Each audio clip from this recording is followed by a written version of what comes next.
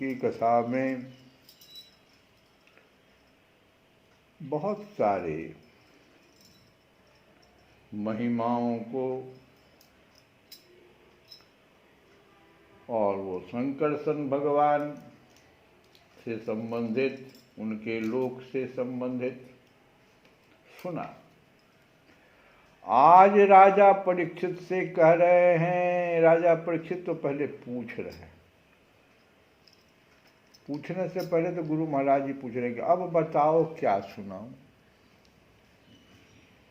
7 दिन का ही समय है और परम गुरु हैं तो पूछ रहे हैं कि अब बताओ हे जीव, तुम क्या सुनना चाहते हो, तुम्हारे पास समय है नहीं। तो राजा परीक्षित ने पूछा, महर्षि, लोगों को जो ये ऊंची नीची गतियां प्राप्त होती है उनमें इतनी विभिन्नता क्यों है? सब लोग तो पृथ्वी लोक पर ही हैं, सभी लोग कर्म कर रहे हैं, लेकिन जो गतियां आपने बताई ऊंची नीची, 6 लोक ऊपर 7 लोक नीचे, तो इतनी गतियां क्यों होती है? ऊंची नीची गतियां, और उनमें इतनी विभिन्नता क्यों है? कहाँ स्वर्ग लोग, कहाँ दैत्य लोग। श्री सुखदेव जी ने कहा, राजन, कर्म करने वाले पुरुष सात्विक, सूत्र समझो, जो कर्म करने वाले हैं वे 3 गुणों से संपन्न हैं। एक तो सात्विक, दूसरा राजस और तीसरे तामसी। तो अपने अपने गुणों के अधीन वो कर्म करते हैं। और 3 प्रकार के जब हुए तो उनकी श्रद्धाओं में भी भेद हो जाता है। सिर्फ गुण ही अंतर नहीं रहता, उनसे उत्पन्न श्रद्धा जो होती है वे भी सात्विक, राजसिक और तामसी वृत्ति भी बदल जाता है, श्रद्धा भी बदल जाती है। और न्यूनाधिक रूप में ये सभी गतियां सभी कर्ताओं को प्राप्त होती है। इसी प्रकार निषिद्ध कर्म रूप पाप करने वाले को भी उनकी श्रद्धा की असमानता के कारण, अब कोई व्यक्ति एक ही प्रकार का निषिद्ध कर्म रूप कर रहा है लेकिन उसमें श्रद्धा में विभिन्नता है काम तो निषिद्ध, लेकिन श्रद्धा में असमानता है। उनकी श्रद्धा की असमानता के कारण समान फल नहीं मिलता। अतः अनादि अविद्या के वशीभूत होकर कामना पूर्वक किए हुए उन निषिद्ध कर्मों के परिणाम में जो हजारों तरह की नारकीय गतियां हैं, अब निषिद्ध कर्म कर रहे हैं तो हमको तो नारकी गति मिलेगा, तो एक गुना नरक होना चाहिए, सो नहीं है। हमारे अभी वर्तमान में भी जेल तो हम शब्द एक ही बोल देते हैं, लेकिन जेल के भीतर जाइएगा तो अलग अलग श्रेणी है। वहाँ कुछ लोग टेलीविजन के साथ बैठे हुए हैं और कुछ लोग सेल में बंद हैं, थोड़ा भी हिलना डुलना भी नहीं। जब यहाँ संसार में ऐसी बात है तो फिर वहां देखो गलती क्या हो गई थी उनसे, जो अभी यहाँ में वर्तमान में ऐसे इतने अंतर हो गए, तो संविधान का उल्लंघन हो गया उनसे। ऐसे ही निषिद्ध कर्म हो गया, लेकिन निषिद्ध कर्म होने के बावजूद एक ही प्रकार के नरक नहीं है, अनेक हजारों तरह की नारकीय गतियां होती है। ऐसा भी नहीं है कि फलन में नरक तुमको मिले। कर्म तो एक है, तुम 3 आदमी मिलके एक कर्म किया, लेकिन श्रद्धा में असमानता था। तो ये जो उसी का विस्तार से वर्णन हम जो सुनना चाहते हैं,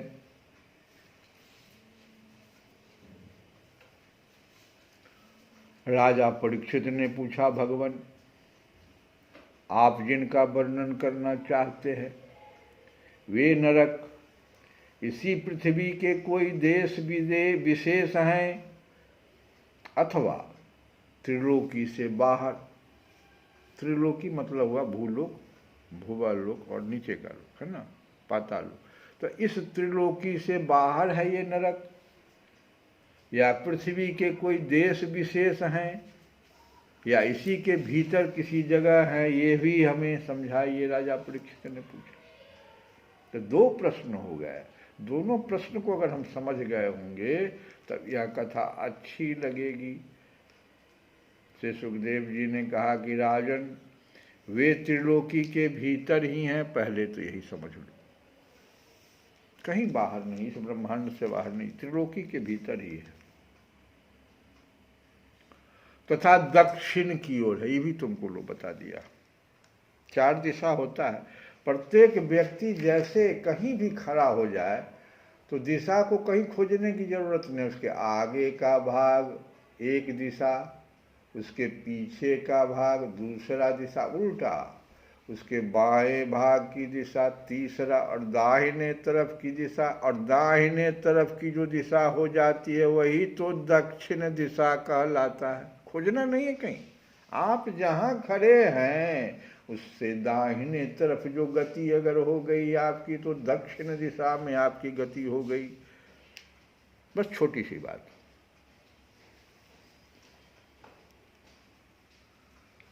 दक्षिण की ओर पृथ्वी से नीचे, इस भूलोक पर नहीं, पृथ्वी पर नहीं, पृथ्वी के नीचे जल के ऊपर स्थित है। इसी दिशा में अग्निस्वात्त आदि पितृगण रहते हैं और वे अत्यंत एकाग्रता पूर्वक अपने वंशधरों के लिए मंगल कामना किए करते हैं। इसीलिए हम लोग जब भी पितृपक्ष में जल पितृ को अर्पण करते हैं तो दक्षिण दिशा में ही अर्पण करते हैं, क्योंकि हमारे जो पितृ लोग हैं एकाग्रता पूर्वक अपने वंशधरों के लिए मंगल कामना किए कर। पितृ लोगों का इतना ही काम है कि हमारा जो वंशधर है उसकी मंगल कामना वो हमेशा करते रहेंगे। अपने अपने पितृ अपने अपने वंशधर की मंगल कामना, इसीलिए वे पूजनीय ज्यादा हैं। जैसे पिता अपने पुत्र की सिर्फ मंगल कामना करता है, वहां तो और भी कई लोग हैं, इसीलिए ज्यादा पूजनीय हो जाता है पिता उस पुत्र के लिए। ऐसे ही हमारे ये पितृ लोग हैं। उस नरक लोक में सूर्य के पुत्र पितृराज भगवान यम, सूर्य भगवान के पुत्र हैं, अपने सेवकों के सहित रहते हैं तथा भगवान की आज्ञा का उल्लंघन न करते हुए अपने दूतों द्वारा वहां लाए हुए मृत प्राणियों को उनके दुष्कर्मों के अनुसार पाप का फल दंड देते हैं। ये कौन है यम? तो यम है पितृराज, सूर्य के पुत्र भगवान है यम। इनको भगवान यम कहते हैं। ये अपने सेवक के सहित रहते हैं तथा अपने से कोई कार्य नहीं करते हैं, भगवान की आज्ञा से। और उसका बड़ा अच्छा उदाहरण है कि जब वह बड़ा पापी था वो, और सिर्फ मरने के समय में नारायण नाम था उसका, तो वो जो है मरने के समय सिर्फ नारायण उसके मुख से निकल गया, पुत्र का नाम। तो देखो वह जो है उसको तो आए यम के लोग ले जाने के लिए नरक में, लेकिन भगवान की आज्ञा, उसी समय में भगवान के भी विशेष दूत आ गए अपने वाहन के साथ, विमान के साथ, और कहा कि नहीं, ये तो इस पर जाने के लिए है, भगवान की आज्ञा है, इस पर जाएगा, इस विमान से जाएगा, तुम्हारे ऐसे नहीं, तुम तो खींच कटोट के ले जाओगे।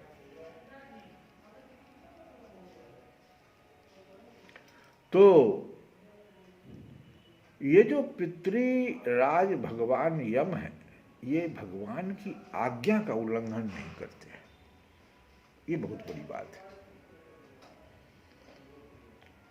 और तब अपने दूतों द्वारा वहां लाए हुए मृत प्राणियों को उनके दुष्कर्मों के अनुसार पाप का फल दंड देते हैं। परीक्षित, कोई कोई लोग नरकों की संख्या, अब पूछे जो नरक कितने हैं, तो कोई कोई लोग 21 बताते हैं।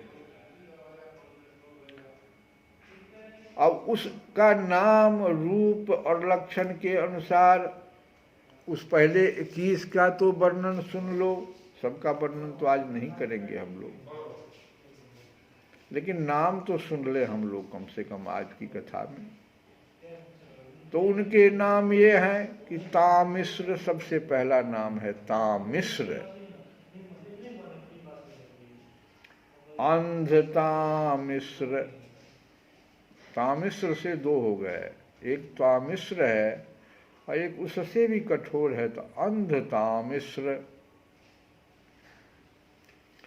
तीसरे नरक के बारे में अक्सर हाँ लोग यहाँ पर बात करते रहते, कहते तुमको तो रौरव नरक मिल जाएगा, ये रौरव, लेकिन रौरव से भी महादुखदायी महारौरव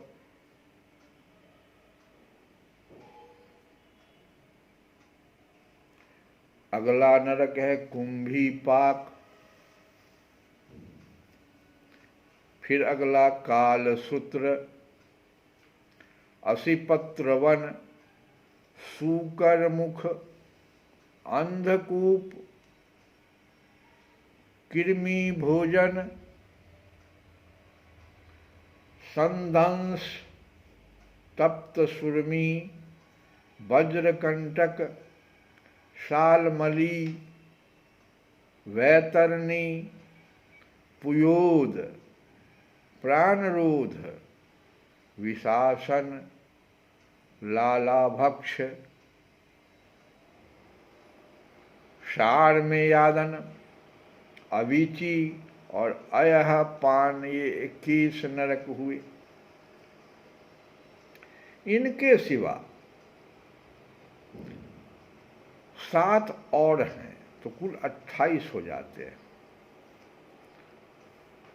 उनका नाम है क्षार करदम, रक्षोगन भोजन, शूल प्रोत, दंद सुक, अवट निरोधन, पर्यावर्तन और शुचि मुख, ये 7 कुल मिलाकर के 28 नरक तरह तरह की यातनाओं को भोगने के स्थान हैं, जो पुरुष दूसरों के। अब देखो कैसे कैसे ये नरक मिलता है, 28 तो हो गए, 21 तो ऊपर वाले, 7 ये, तो जो पुरुष दूसरों के धन, संतान अथवा स्त्रियों का हरण करता है,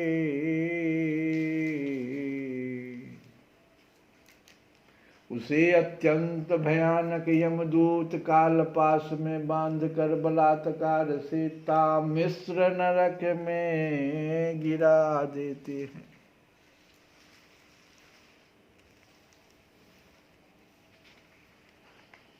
दूसरों के धन, संतान अथवा स्त्री, दूसरे का स्त्री,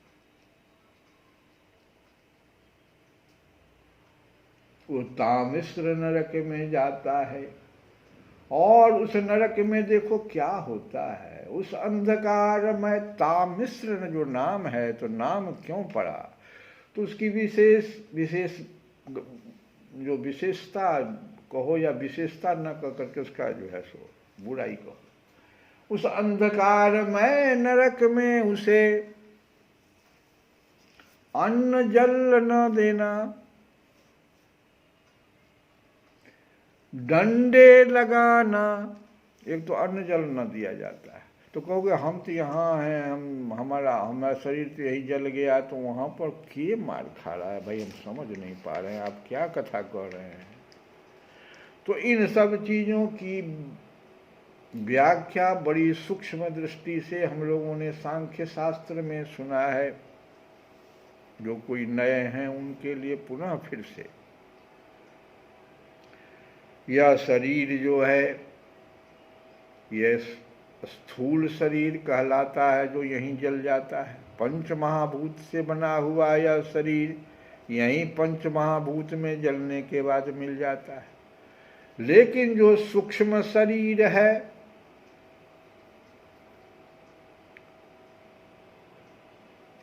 वह तो अपने कारण शरीर के साथ, ये कारण शरीर कौन है भाई?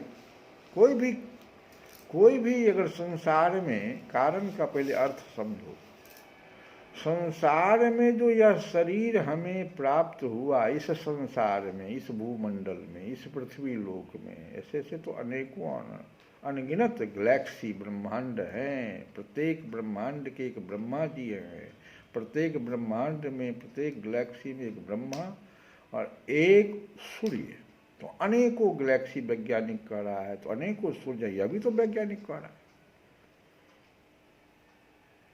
इतना तो वैज्ञानिक भी कह रहा है। हम तो अपनी ब्रह्मांड की बात कर रहे हैं, जो हमारे सूर्य चंद्र और ये जो 7-8 जो नाच रहे हैं उनकी बात कर रहे हैं, पृथ्वी जिसमें एक, हम तो उसकी चर्चा कर रहे हैं।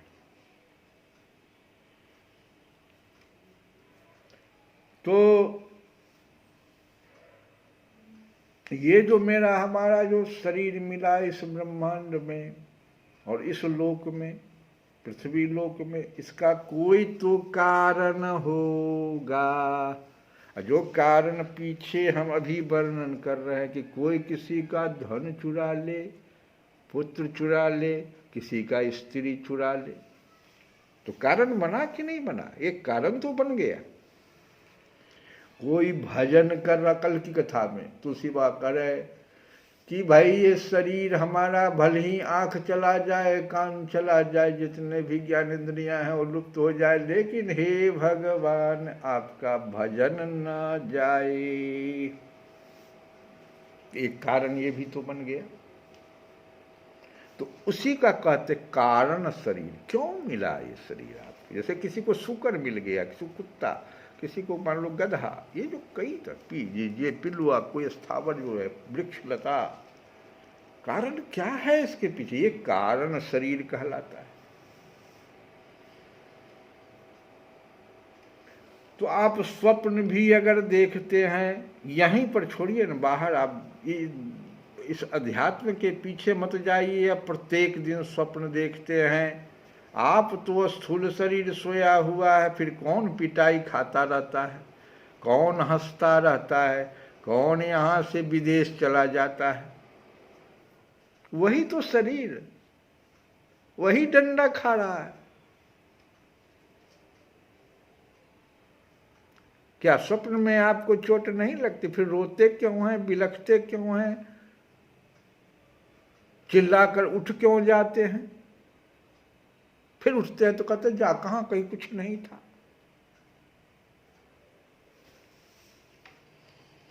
वही मार खाता, डंडे लगाओ भाई, इसको अन्न जल ना दो, भूख से तड़प रहा है भाई, नहीं अन्न जल नहीं देना है, डंडा खा रहा है, और भय दिखलाना आदि अनेक प्रकार के उपायों से पीड़ित किया जाता है। वो जो यमदूत चलते रहते तो भय भी दिखाते, करोगे बदमाशी, दिखावे अभी तुमको। इससे अत्यंत दुखी होकर वह एकाएक मूर्छित हो जाता है। ऐसी स्थिति पैदा हो जाए किसी भी व्यक्ति के लिए तो वह दुखित होकर मूर्छित हो जाता है। और इसी प्रकार अब अगला नरक है जिसकी चर्चा हम फिर कल करेंगे। धीरे धीरे एक एक नरक की चर्चा या एक या दो करेंगे, क्योंकि इसको समझना प्रत्येक जीव का, मनुष्य का कर्तव्य है। जो भूल, यही तो सनातन है जिसको हम लोग भुला रहे हैं। हम लोग जैसे तैसे कर्म करना। कल भी हम कथा में कहे थे कि जब तक आप पढ़ रहे हैं, आप रामचरितमानस से मर्यादित होइए, कहीं आपका कर्म खराब नहीं होगा।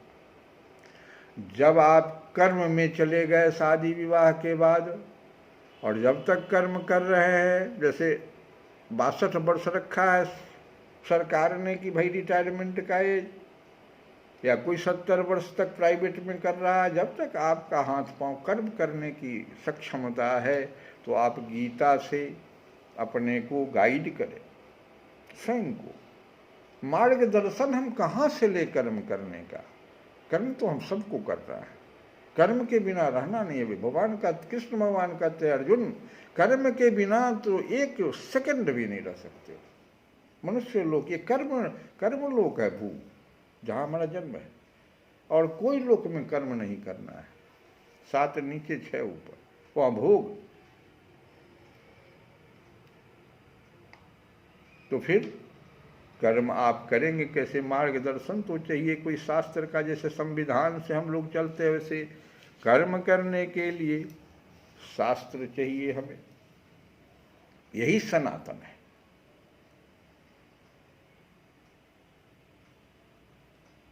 और जब हम वो कर्म करने से उपरांत हो जाएं, तो फिर हमको मद्भागवत ये मेरा मार्गदर्शन करेगा। तो हम इन जो 21 और 7 28 की तरफ तो हमारा ध्यान भी नहीं जाएगा, इतना तो पक्का मान के चलो। तो इस प्रकार से हम लोग इसको सुने, ताकि थोड़ा सा सावधानी तो हमसे बनी रहे। जज भी कहता है, हम सुने हैं, कि अगर आप विद्वान हैं और आप गलती किए तो आपको ज़्यादा सजा होनी चाहिए। कोई मूर्ख अगर वही गलती कर रहा है तो जज वहाँ पर दूसरे तरह की सजा में थोड़ा सा कमी बेसी कर दे। लेकिन विद्वान होकर के आप चोरी किए, विद्वान होकर के आप संविधान को तोड़े, आप कानून को जानने वाले थे, फिर कानून का उल्लंघन किए। इसीलिए इसको जानना बहुत जरूरी है। हम लोग अब तुलसी बाबा का एक भजन है कि राम राखिए शरण। आखिर जो इतना 28 है, इससे के बचाएगा हे भगवान? या तो गुरु बचाएंगे या आप बचाओ। तो राम राखिए शरण, राम राखिए शरण, राखी आए सब दीन, राखी आए सब दीन, राम राखिए शरण। देखो क्या सुंदर भजन तुलसी बाबा कह रहे हैं। कहते हैं कि हे राम जी, हे श्री राम जी, मुझे अपने ही शरण में रखिए। और ऐसा नहीं कि हम आज करें, क्योंकि हम तो बहुत बहुत बहुत जन्मों से हैं, आप सब दिन से मेरी रक्षा कर रहे हैं।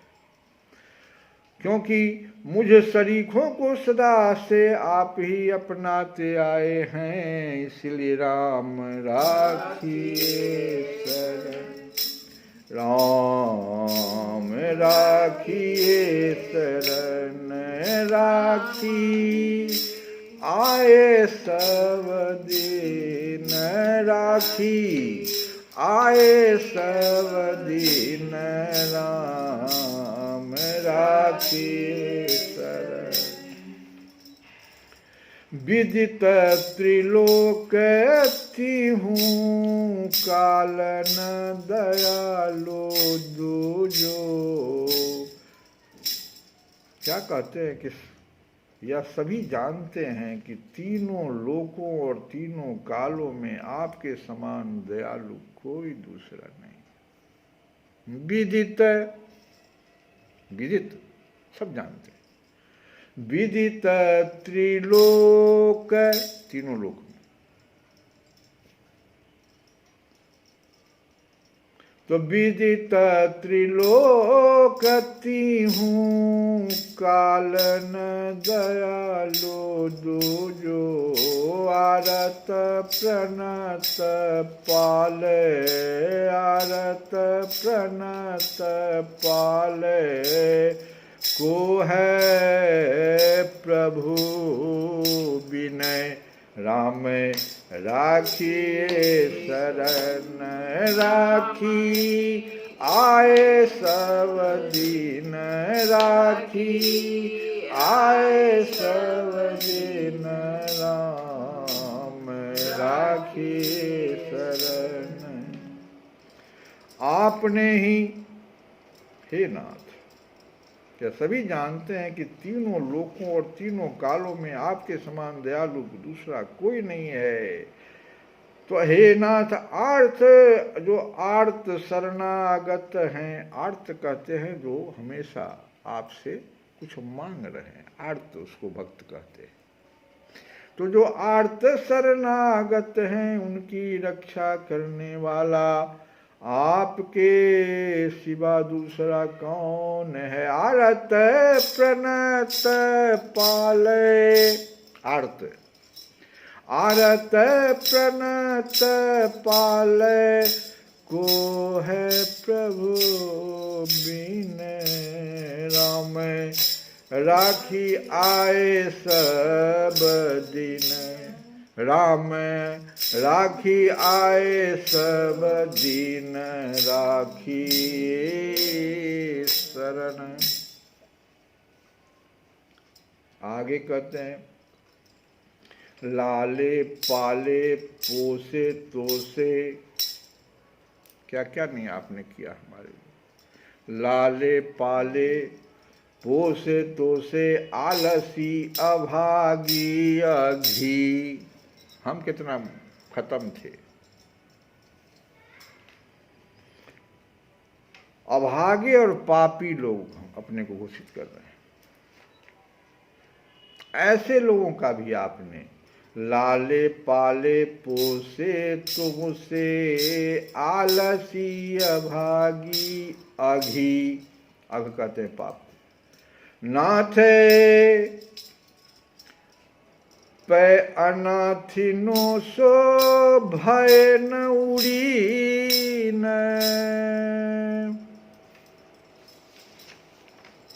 उन्हें पाला पोसा और प्रसन्न रखा, तिस पर भी है नाथ आप उनसे कभी उड़ीन नहीं हुए, कभी उड़ीन नहीं हुए। स्वामी समर्थ ऐसो, ये आपका समर्थ, आप स्वामी ऐसे मालिक हैं, इतने सामर्थ्यवान हैं, कितना पापी को। स्वामी समर्थ सो हाँ तिहारो जैसो तैसो, काल चाल हेरी होती ये घनी घिन, राखी आए सब दिन, राम राखिए शरण, राम राखिए शरण, राखी आए सब दीन। आप उनसे कभी उड़ीन नहीं हुए हे स्वामी, आप तो समर्थ हैं, पर मैं कैसा हूँ तो भला बुरा जैसा कुछ भी हूँ आप ही का हूँ। कलिकाल की चालें देखकर मेरे हृदय में बड़ी घिन्न हो रही है। क्या घिन्न हो रही है? शंका हो रही है कि कहीं यह दुष्ट कलिकाल आपके चरणों की ओर से मेरे मन को फेर न दे। ये तो कर ही सकता है। जब परीक्षित को ये ले लिया, पहले तो स्थान मांगा, 4 स्थान, फिर 5वां और वहीं फंसा दिया। जो मुकुट पहने हुए थे वह मुकुट था किसका? तो जो भीम मारे हुए था जरासंध को, तो जरासंध का वो मुकुट था, भीम लेके चल दिया था। भगवान कृष्ण मना किए कि यह मुकुट तो मत ले जा। नहीं माना भीम, भगवान की बात की अवज्ञा कर दिया। परिणाम क्या हुआ कि आज भीम का ही जो वो पुत्र जो भी है, परीक्षित तो उसी वंश का न है, आज देखो वह मुकुट पहन लिया। और कलयुग को वचन दे दिया था कि छीने हुए स्वर्ण में छीना हुआ धन कलयुग तुम निवास करना। उसके मस्तक पर वो कलयुग आ गया, बैठ गया वहीं पर। और परीक्षित से बहुत भारी एक बड़े ऋषि का क्या हो गया सोचो। तक्षक से उसके वो भी ऋषि नहीं श्राप दिए, ऋषि के पुत्र ने श्राप दिया कि मेरे पिता का ऐसा हसद किसने किया। बड़े ऋषि दुखी हुए, पुत्र क्या कर दिया। तो राजा का कभी राजा को नहीं दिया जाता है इस तरह। अब तो ये संसार जो है परीक्षित के बिना हो जाएगा, ये कलयुग और व्याप्त हो जाएगा। तो कलयुग ले लिया, अपना गोटी चला दिया।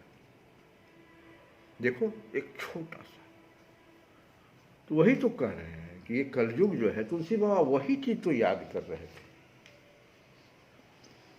कि कहीं यह दुष्ट आपके चरणों की ओर से मेरे मन को फेर न दे। काल चाल हेरी होती ही ये घनी घिन, खीझ रीझ बिहसिया नख क्यों हूँ एक बार। तुलसी तू मेरो, तुलसी तू मेरो। आहा, हे भगवान, इतना खिझियो करके कैसा कहिए ना कि तू मेरा है, इतने कहना तो है आपको। कोई राजा कह दे कि यह मेरा पुत्र है तो पूजे प्रजा में उस कितना सम्मान उस पुत्र का हो जाता है। नहीं, अब भगवान कह दे मेरा पुत्र। अब सोचो तो तीनों लोक के देवता सब डर जाएंगे। अरे ये तो भगवान का पुत्र आ रहा है, ये ध्रुव है, ये प्रहलाद है। नहीं सोचो तो तुलसी बाबा वही तो कह दे कि खीज रीझ बिहसी अनख, क्या सुंदर शब्द है। कहते हैं कि बलिहारी, यहां पर तुलसी बाबा बलिहारी लगाते हैं। बलिहारी एक बार नाराजी से, नाराजे होकर के जरा से कहिए तो, खीजी नाराजी से अथवा राजी से, बिहसी अनख हंस के या कह रहे कि नाराजी से या राजी से मुस्कुराकर या अनखाकर किसी भी तरह इतना क्यों नहीं कह देते कि तुलसी तू मेरा है। इतने तो बोलना है।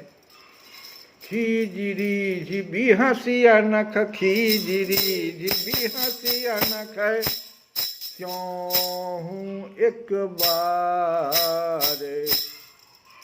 तुलसी तू मेरो, तुलसी तू मेरो, तुलसी तू मेरो। इतना ही तो बोलना है भगवान। बलि कहियत किन, बलिहारी हो जाएगी हमारी। बलि कहियत किन जाहि मूसूल निर्मूल होई सुख अनुकूल। महाराज राम रावरी सौते ही छीन, राखी आए सब दिन, राखी आए सब दिन।